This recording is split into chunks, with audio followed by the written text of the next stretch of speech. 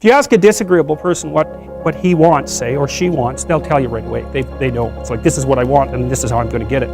But agreeable people, especially if they're really agreeable, are so agreeable that they often don't even know what they want, because they're so accustomed to living for other people and to finding out what other people want and to trying to make them comfortable and so forth, that it's harder for them to find a sense of their own desires as they move through life. And that's not, look, there's situations where that's advantageous, but it's certainly not advantageous if you're going to try to forge yourself a career. That just doesn't work at all. And so even though on average men and women aren't that much different in terms of their levels of agreeableness by the group, if you go out and you look at the extremes, they're very different. So all of the most agreeable people are women, and all of the most disagreeable people are men. And the thing is, the extremes are often what matter rather than what's in the middle. And so one of the ways that's reflected in society, by the way, is there's way more men in prison. And the best personality predictor of being imprisoned is to be low in agreeableness. It makes you callous. Now you might think, well, what's the opposite of compassion and politeness? And the answer to that is, I think it's best sort of conceptualized as a trading game. So let's say that we're going to play repeated trading games. And if you're very agreeable, then you're going to bargain harder on my behalf than you're going to bargain on your own behalf. Whereas if you're very disagreeable, you're going to do the reverse. You're going to think, I'm in this trading game for me, and you're going to take care of your own interests. Where an agreeable person is going to say, no, at best, at worst, this has to be 50-50, but I'd like to help you every way I can. One of the things you have to be careful of if you're agreeable is not to be exploited, because you'll line up to be exploited. And I think the reason for that is because you're wired to be exploited by infants. And so that just doesn't work so well in that actual world. And one of the things that happens very often in psychotherapy, people come to psychotherapy for multiple reasons, but one of them is they often come because they're too agreeable. And so what they get is so-called assertiveness training, although it's not exactly assertiveness that's being trained. What it is the ability to learn how to negotiate on your own behalf. And one of the things I tell agreeable people, especially if they're conscientious, is say what you think. Tell the truth about what you think. There's going to be things you think are nasty and harsh, and they probably are nasty and harsh, but they're also probably true. And you need to bring those up to the forefront and deliver the message. And it's not straightforward at all, because agreeable people do not like conflict. Not at all. They smooth the water. And you can see why that is in accordance with the hypothesis that I've been putting forward. You don't want conflict around infants. It's too damn dangerous. You don't want fights to break out. You don't want anything to disturb the relative peace. And if you're also more prone to being hurt physically and perhaps emotionally, you also may be loath to engage in the kind of high-intensity conflict that will solve problems in the short term, because it takes a lot of conflict to solve problems in the short term.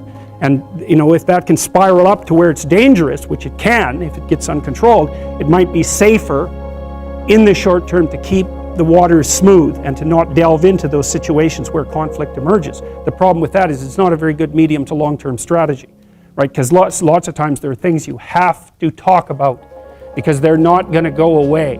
And the advantage to having a well-socialized disagreeable person is that they really don't let much get in their way.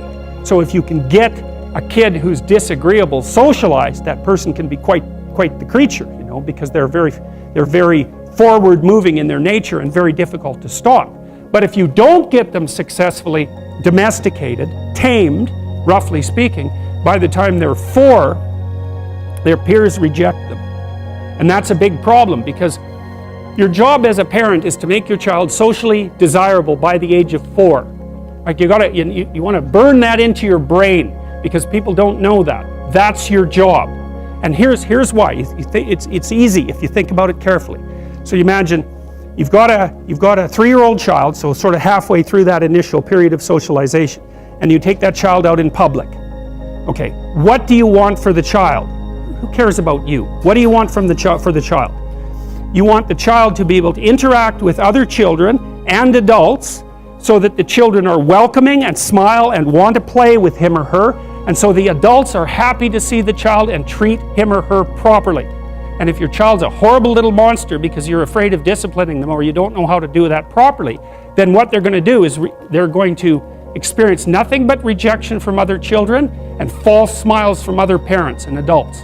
And so then you're throwing the child out there into a world where every single face that they see is either hostile or lying. And that's not something that's going to be particularly conducive to the mental health or the well-being of your child.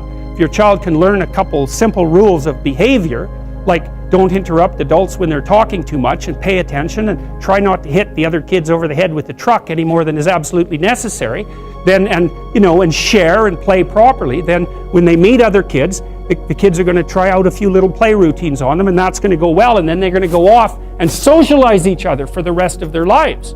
Because that's what happens, is that from 4 years old onwards, the primary socialization with children takes place among other children. And so if the kids don't get in on that early, they don't move into that developmental spiral upwards and they're left behind. And you can imagine how terrible that is, because a 4-year-old will not play with another 4-year-old who's 2. But a 5-year-old certainly will not play with a 5-year-old who's 2, right? Because the gap is just starting to get unbelievably large. And so the kids start out behind, and then the peers leave them behind, and then those kids are alienated and outside the peer group for the rest of their life. Those are the ones that grow up to be long-term antisocial, right? They're already aggressive. It doesn't dip down. Now, what happens to normal boys, roughly speaking? Imagine the aggressive 2-year-old types. They get socialized, so their level of aggression goes down, and then they hit puberty and testosterone kicks in, and bang, levels of aggression go back up. And so that's why males are criminals between the ages roughly of 16 and about 25. So, and it matches the creativity curve, by the way. It's so cool. If you look at the spike of creativity among men, 16 to 25, then it starts to go down. Criminality matches that absolutely perfectly. So that's quite cool.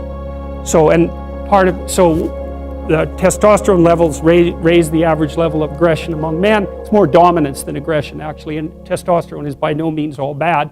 And then it starts to decrease at about age 25 or 26, which is usually when men stop staying up late at night, stop drinking as much, develop a full-time career, and take on the burdens and responsibilities and opportunities that are associated with a long-term partner and family.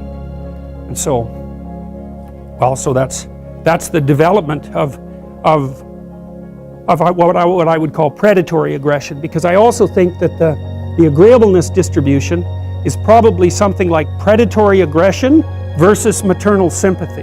It's something like that. So if you look at other mammals that are predators, because we're predators as well as prey animals, if you look at other animals like bears, the male bear has absolutely nothing to do with the raising of the infants. In fact, the female bears will keep the male the hell away because he's likely to kill the infants and maybe even to eat them. So there's no maternality at all in solitary male mammalian predators. It's really useful to investigate the viewpoints of people who have opposing views to yours, because they'll tell you things. Not only will they tell you things you don't know, they'll also tell you how to see the world in ways that you don't see it. And they'll also have skills that you don't have, that you could develop. So for example, if you're an introverted person, it's very useful to watch an extroverted person, because the extroverted person has ways of being in the social world that aren't natural to you, that you can use to improve your toolkit. And if you're disagreeable, one of the best things to do with disagreeable people, especially if that's alienating them from other people, for example, because it can, people treat you like you're a selfish, arrogant son of a, maybe that's because you are. It's like, okay, so what do you do about that? One of the most promising treatments, let's say, for that is to get the person to do something for someone else once a day, just as a practice, and learn how to do it. Maybe you can wake the circuit up, if you think that it's lying dormant in you, which is probably right.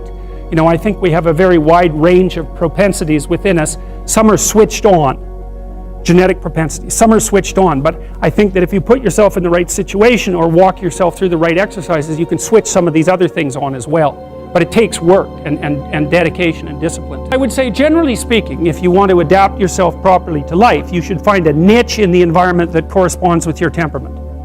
Right? You shouldn't work at cross purposes to your temperament because it's just too damn difficult. But having done that, then you should work on developing the skills and viewpoints that exist in the space opposite to your personality, because that's where you're fundamentally underdeveloped. And that way I think you can extend out your temperamental capability across a wider range. And to me, that's roughly equivalent as bringing a richer toolkit to each situation.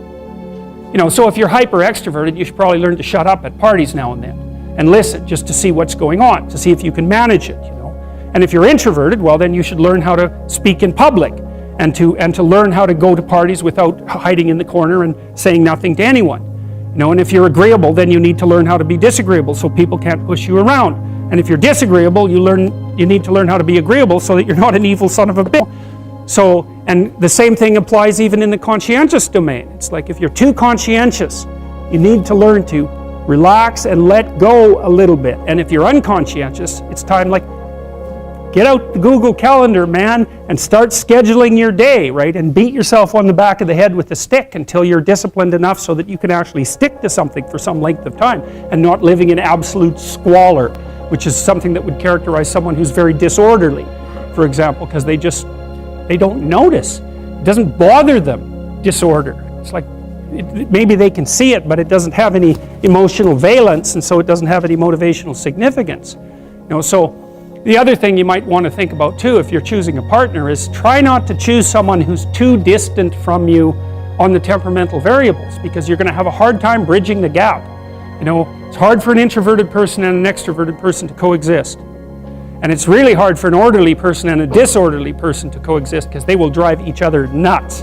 Why don't you pick up? Why are you so obsessed by it? That's the basic argument.